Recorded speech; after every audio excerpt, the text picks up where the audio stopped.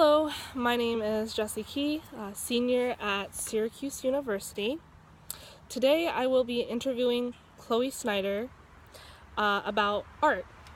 So art has been made throughout history, and a lot of times it shows a lot of the human experience. And everybody has their own way of showing that human experience through their art. And so Chloe Snyder is here with us today. Chloe works on individual clothing projects. Hello, Chloe. How are you doing today? I'm well, thank you. So you are about to attend school for fashion design. Is that correct? Mm-hmm. Now, Chloe, tell me about what is it you do with clothing. So I do a lot of sewing and repurposing of clothes. So making them from scratch, from my own patterns, but also taking old clothes or really big clothes and transforming them into new pieces. And where do you usually go to obtain the materials for your clothing? For repurposing, I typically go to the Salvation Army or another thrift store. And for just bolts of fabric, I choose to go to Joann Fabrics, although I have occasionally gone to the local shops like So Green around here. Do you have a favorite? I like Joann Fabrics because I think they have a wider selection and there's pretty much everything you're ever going to need there. But So Green is nice because the products there are cheaper. I hear you on that. So what are some of the tools you use to make outfits out of? Well, I recently, for Christmas, received a dress form, and that's actually helped a lot because I used to just sew part of it, try it on, take it off, try to measure it. I think that's one of my most important things. Obviously, my sewing machine, and then as you get into this kind of work, you collect a lot of items as you go that you don't realize are very helpful at the time, but then you realize it down the road. So things like seam rippers, scissors, and all sorts of threads and elastics and weird tools that you would never think to use but are actually very helpful. Very cool, very cool. And how long have you been doing this? I've only been sewing clothes since probably my sophomore or junior year of high school. I didn't really get into fashion until I was in middle school, and I didn't get my first real sewing machine until I was in high school. So if I wanted to do any sewing before that, it would be on my mom's ancient sewing machine that's really big and old and heavy. So I want to know a little bit more about why you do what you do.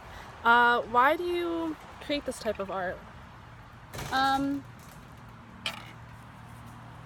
I like to do this because it's fun for me. It's a learning experience. I get to try my hand at new things but also perfect old skills, and because it's one of those tasks that I can spend a lot of time on, and I can just sit there and focus, and I don't have to worry about other things, and it's it feels really good to end up with a finished product, whether it's really great or not, to know that you did what you could. You put all that effort and work in, and that is your finished result. And most of the time I'm pretty proud with what I've come up with. And what would you say inspires you? What inspires me? Current trends in just what you would see around department stores and things like that. Some old trends from decades before, and then trends that are popular in Asian countries. I'm really love those. And I get pretty inspired by the people that I surround myself with, because I think a lot of my friends have very different styles. Gotcha. And when searching for a material to make outfits out of, what is it you look for and like what catches your eye? So I look at color and pattern first. Typically, if I'm like searching for a specific fabric, I have a sort of idea in mind of like what maybe I want, whether it's a solid or a print. But then it's about the color that I think. Typically, I make these clothes for myself, so it's something more along the lines of what do I think I will look good in. And then when it comes to like repurposing clothes, it's all about, you know, the pattern, the way it looks as a fabric. You know, seeing like a really big floral dress, and maybe it's not going to look flattering right away, but picturing that as just like a bolt of fabric that you'd find in a regular store, and thinking, what could I make out of that? To make it flattering, right? Because I like how it looks, and I want to give that some sort of form. Now, how did you first learn to sort of hem or repurpose clothing? My mother always hemmed and like tailored my pants because I'm short. I know the struggle. And so all the pants that would fit me around the waist would just be too long, or they'd be the right length, but they'd be too wide around the waist. So I picked that up from her, and then the rest of it was really just self-taught with the help of the internet. Gotcha. And what was the challenge that you encountered during your fashion or art making experience, and how did you overcome it? I don't have a lot of class experience with really advanced sewing techniques or knowing fabrics to use for certain projects, what kind of look you're trying to achieve. So I often run into the problem that, one, my sewing machine breaks down because I don't have a very good sewing machine, and that's just really frustrating. So I have to take a break, or I have to get a new sewing machine out, my mom's. And then fabric, sometimes the fabric just won't cooperate with you. Like organza is really slippery, and fabrics like that you can't just sew straight like that. So I'd have to look up on the internet, like, how do you sew this? And for that specific problem, you just put tissue paper in between the fabric layers so that there's some like structure to it and some friction, so it's not just like sliding off of each other. And tissue paper just tears off easily, so it doesn't leave behind anything. Gotcha. Who would you say are your biggest supporters? Definitely my parents, especially my mom. She's asked me to sew a lot of things for her, and I just haven't gotten around to them, but they're both really supportive of my decisions to get a degree and pursue a career in the fashion industry. So am I able to get a brief sneak peek of your work? So I brought a shirt that I made. This is a flannel shirt. I really like making flannels. I think they're fun, and I love how soft they are, and I feel like they're a staple item in anyone's wardrobe. The problem that I ran into making this one is that I put the buttons on the wrong side. On the wrong side? How? So on women's shirt, on this one, the buttons are on the right side. On women's shirts, they're not. Oh, I didn't even notice that. And it's because when women used to be dressed, like their corsets, like a zillion buttons up the back, so they did it the opposite way that men's shirts are, because it was easier for someone else to dress them, and it just has stayed like that. So when I wear this shirt compared to my other like button-up shirts, I always get really confused as to why it's not buttoning the way I want it to.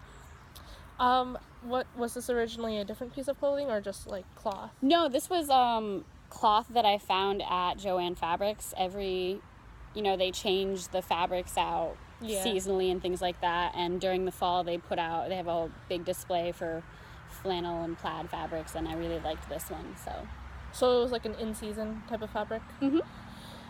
How long did it take you to make this?